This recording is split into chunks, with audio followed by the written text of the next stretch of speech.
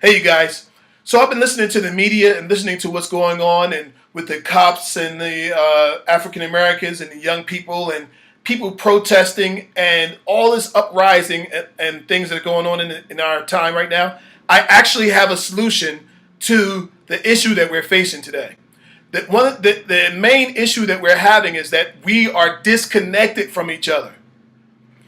When the cops show up to your house, that means something bad has happened. Well, back in the day, the cops and your parents knew each other.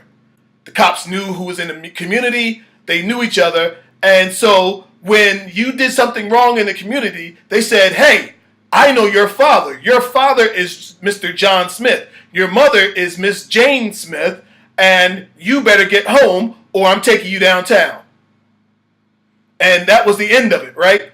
And if they had to take you home, you were in big trouble because now the police had to bring you home. So now your parents feel embarrassed because they know the police officer. Police officer didn't take you downtown and book you and give you a record or beat you in the head because he didn't have to. All he had to do was take you home.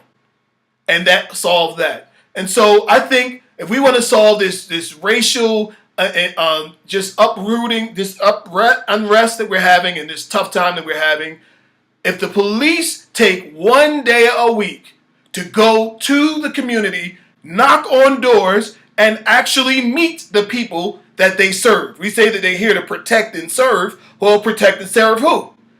If they're not, if they go out and they knock on these doors and they introduce themselves, get familiar with the people in the neighborhood.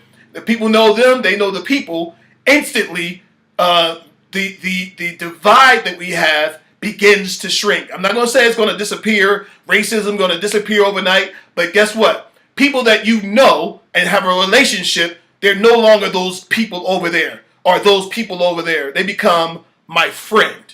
So if you're messing up in the community and the police have to bring you home, they already know you're John Smith's son and you better get home, or they bring you home and they talk to you and they make sure that you are in the house or you're connected. Your parents know what you've done.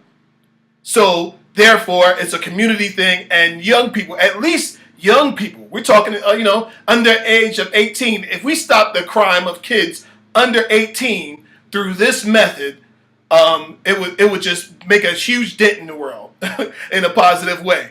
So police, go knock on the door, get to know the people who live in that community, know them by name, so that when there's an issue, you can deal with the person and not just them over there.